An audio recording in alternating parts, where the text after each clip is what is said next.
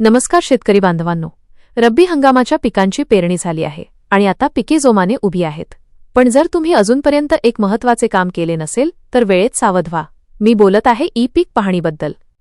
सरकारने रब्बी हंगाम 2025 ते 26 साठी ई-पीक पाहणी करण्याचे आवाहन केले आहे आणि याची शेवटची तारीख आता अगदी जवळ आली आहे.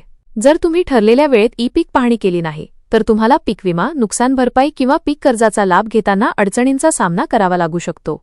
तर ई-पीक पाहणीची शेवटची तारीख काय आहे, हे मोबाईलवरून कसे करायचे आहे आणि यासाठी कोणकोणती माहिती पाहिजे, हे सर्व आपण आजच्या या व्हिडिओमध्ये पाहणार आहोत. चला तर मग सुरू करूया. मित्रांनो, सर्वात आधी समजून घ्या की ही प्रक्रिया का गरजेची आहे. आधी तलाठी साहेब शेतावर येऊन पिकांची नोंद 7/12 उतार्यावर करत होते, पण आता सरकारने ही जबाबदारी थेट शेतकऱ्यांवर टाकली आहे. तुमच्या शेतात रब्बी हंगामात गहू, हरभरा, ज्वारी, मक्का किंवा इतर कोणकोणती पिके आहेत हे तुम्हाला स्वतः आपल्या मोबाईलवरून सरकारला सांगायचे आहे. महत्त्वाची गोष्ट, जर भविष्यात अवकाळी पाऊस झाला किंवा पिकाचे नुकसान झाले तर नुकसान भरपाई मिळवण्यासाठी तुमच्या 7/12 पिकाची नोंद असणे अनिवार्य आहे. नोंद नसेल तर मदत मिळणार नाही. महत्त्वाचे अपडेट हे आहे की शेतकरी स्तरावर पीक पाहणी करण्याची मुदत 10 डिसेंबर 2025 पासून सुरू होऊन 24 जानेवारी 2026 पर्यंत आहे. म्हणजेच आता तुमच्याकडे खूप कमी दिवस उरले आहेत. शेवटच्या दिवशी सर्व्हर डाऊन होऊ शकतो, म्हणून आजच हे काम पूर्ण करून घ्या. मित्रांनो, आता आपण पात्रता आणि अटींची माहिती पाहूया.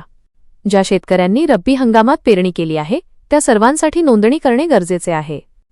जर तुमची जमीन रिकामी असेल तर पडीक जमीन म्हणून नोंद करणे गरजेचे आहे, पण नोंद करणे अनिवार्य आहे. स्मार्टफोन असणारा कोणताही शेतकरी हे काम स्वतः करू शकतो. ई-पीक पाहणीसाठी तुम्हाला कोणत्याही कागदपत्राची स्कॅन कॉपी अपलोड करायची नसते, फक्त माहिती भरायची असते. अँड्रॉइड मोबाईल असला पाहिजे ज्यामध्ये इंटरनेट आणि जीपीएस चालू असेल. तुमचा 8 खाते क्रमांक किंवा गट नंबर माहितीमध्ये असला पाहिजे.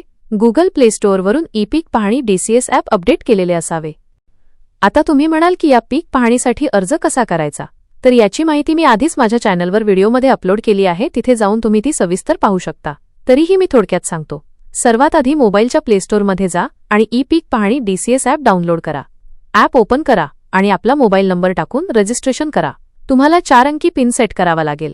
आता होम पेजवर आल्यानंतर आपल्या जमिनीची माहिती, गाव, तालुका, जिल्हा निवडा.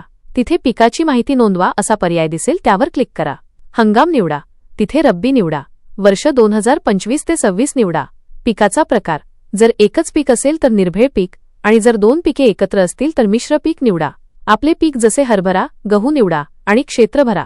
सर्वात महत्त्वाचे, आता तुम्हाला शेतात उभे राहून जीपीएस कॅमेऱ्याने पिकाचा फोटो काढायचा आहे. फोटो काढताना इंटरनेट आणि लोकेशन चालू ठेवा. फोटो आल्यानंतर सबमिट करा. अशा प्रकारे तुमची पीक पाहणी प्रक्रिया पूर्ण होईल.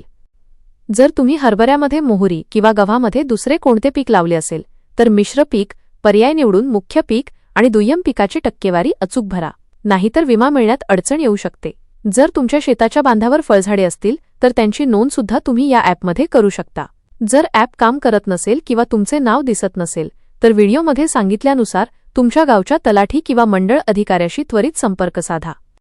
तर शेतकरी बांधवांनो, 24 जानेवारीची वाट पाहू नका. शेतात जा आणि 5 मिनिटांत आपल्या पिकाची नोंद करा. माझी शेती, माझा 7/12, माझा पिकाचा अधिकार हे लक्षात ठेवा.